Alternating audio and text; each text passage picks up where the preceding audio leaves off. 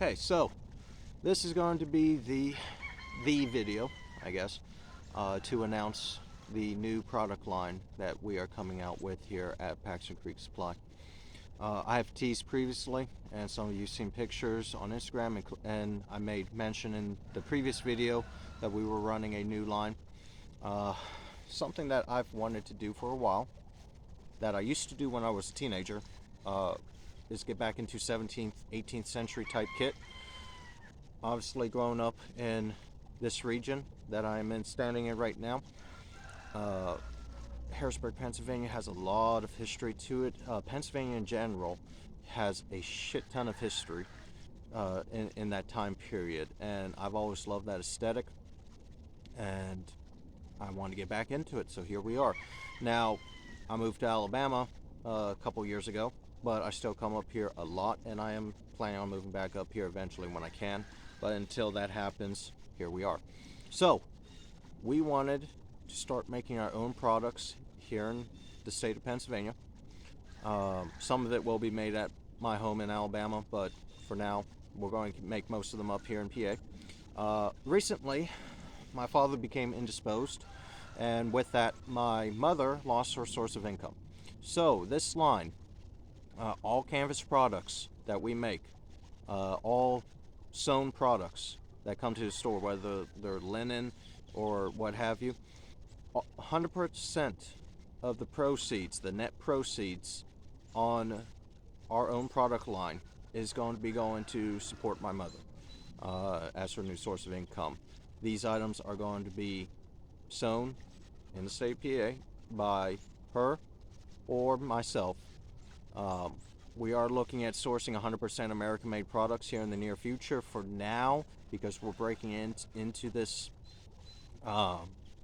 genre with a lot of other bigger companies around us. We have to use what we can get at the moment within our budget.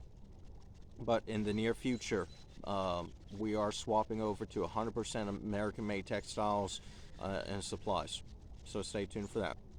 But for now, the point of this video is to highlight the 3 main products that are going to be coming this weekend. They will be available on the store. The first one is going to be the simple Haversack. So what is a Haversack? Haversack's basically a woodsman's day pack, or technically it was more of a military item back in the day, an issued item, but woodsmen did use them to some extent, and this particular one's made out of 8-ounce canvas. We are swapping over to 100%, we are swapping over to 10-ounce canvas going forward in the future. This particular one was a test one. Some of you who follow a relative of mine have seen this already, because I gave him one to use in his journeys through the woods around here. But this is what our store carried one is going to look like. So we're working with this one is 8-ounce canvas, but we will be using 10-ounce canvas for the ones that we sell. It's a very simple haversack, a flap and a big bag, and all of these are double stitched hems folded over. The flap doubles as a pocket. It's basically, when I carried this out, I made this on the sewing machine and I carried it out. My mother was like, "Oh, that's such a nice pillowcase." Yeah, okay. But one big pocket, one small pocket in the flap, and the strap is a 100% cotton strap. It's 60 inches long, so it'll fit most of you bigger guys, small guys as well. If you're like really small, like you're a 100-pound Latina woman, hit me up. Tie a knot in there, make it smaller, and what have you. But we are going to do 2 options with this.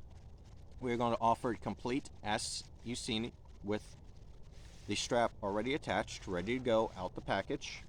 But in addition to that, we are going to offer them as just the bag.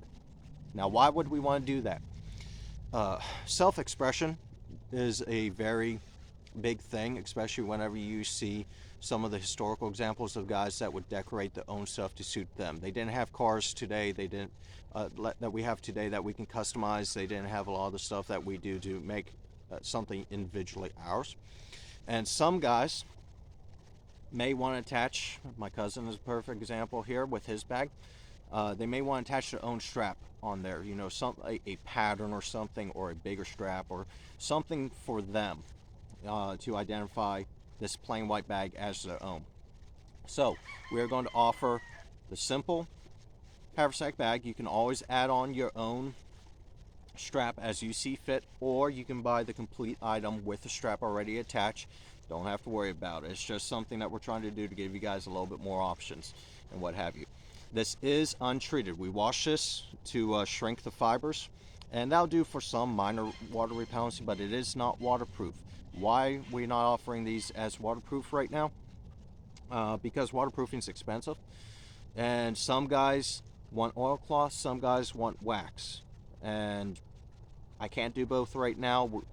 So we're going to offer the unfinished product, or the untreated product, because it is a finished product, the untreated product for you to, if you want to, you can waterproof it with the item of your choice.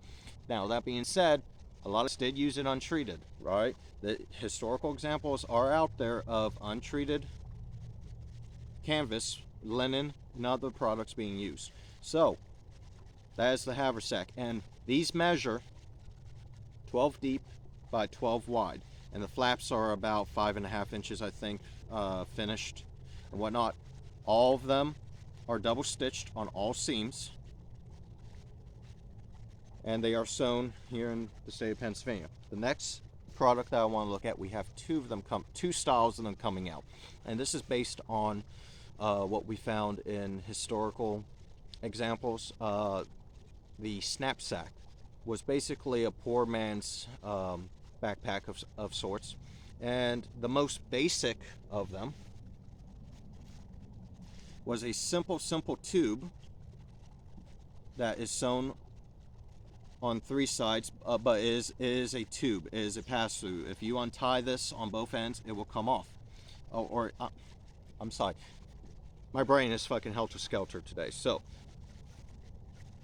this is a canvas tube, about 36 inches, give or take, and you tie one end shut, and then you come to the other end and you fill it up with the product that you want to carry and whatnot, and then you just tie it off.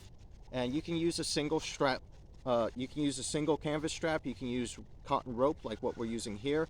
Hemp rope was historically used. Basically anything that a peasant or a poor frontiersman could get his hands on, that's where you see these. These came about in very common in the 16th century, beginning of the 17th century, and they were used up into the 1800s and whatnot. So real simple. We have 2 ropes going on here. The first one is going to be the main rope. This is a 1/4 inch, I think, 100% cotton rope, so it'll be somewhat historically accurate. And then the ties are going to be 3/16 cotton rope, I think was the measurement on that, and there's one at each end. So to get into this, I have a simple lark's head knot or cow hitch, which goes over the top. And this is tied off here, so even if you need to borrow this rope, this is going to be a good, I don't have the exact measurement on hand right now, but I'll make sure I put that in the description. The rope, if you need to use this for something else, you can still keep your bag tied shut and not have to worry about contents falling out. But now that we got that out of the way, we just used a simple bow, like you were tying sneakers, and then you basically tie it up like a feed sack is all you got to do. Let me get this off. That's the tie. And then the bag itself opens up and you can get in there and get what you want. And again, I don't know if you can pick up on that, but that is double stitched hems rolled over, nice and clean all the way around on both sides. So to tie it shut, when you bunch it all up, those hems create basically a stopper because they're thicker up here than down here, and when you tie that nice and tight, it's not going to go anywhere. until you want it to. So tie it like a feed sack. And you farmer boys know exactly what I'm talking about. But wrap it around once or twice, and then make a bow knot just like you're tying your sneakers, so that you end up with something that looks just like that. And then you can come back with your carry strap and make yourself a lark's head or a cow hitch, whatever you want to call it. Let me try to get this up in camera. Lay that over the top, cinch down nice and tight, and now you can sling that over like I'm wearing this one here, or you can use it, because we have it doubled over, we can use it like a regular backpack strap. One over each shoulder, basically. And then you carry that off. And then the other end's tied the same way, it's just it's doubled over because I have two tied ends.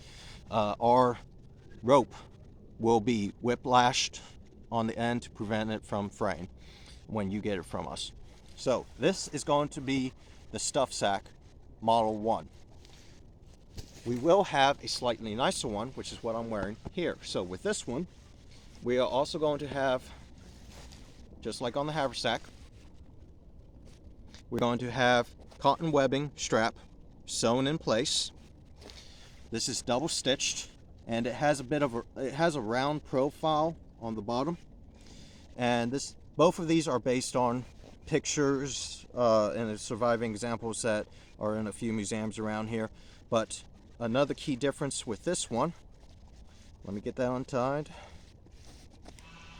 is with the tie, and we only have one tie for this one, we stitched it in place right above where the strap will be. And this strap is triple stitched on here, so it's not going anywhere. And then this is sewn in place. And again, I don't know if you can pick up on that, but double stitched all the way around. It's one big feed sack. And I just have some blankets thrown in here, so it's going to be kind of misshapen and whatnot. So that is that. And that is a very common item for the 17th century. The frontiersmen would use something like this in place of a modern backpack. Now, they did have knapsacks around out there, and then they had other items, which we are adding a few of those to the store here shortly. It's just these are our main products to be announced for this week and coming up. So if you guys have any questions, go ahead and drop them in the comments. I'd love to hear any suggestions you have. Any ideas that you want to toss back and forth, hit me up. All these products are going to be 10-ounce cotton canvas. They will come from us untreated, so you guys can choose to leave them as is, or you can choose to treat them yourselves in the future with the method that you feel is best for your own use. And that's all I have for you today, so you guys enjoy.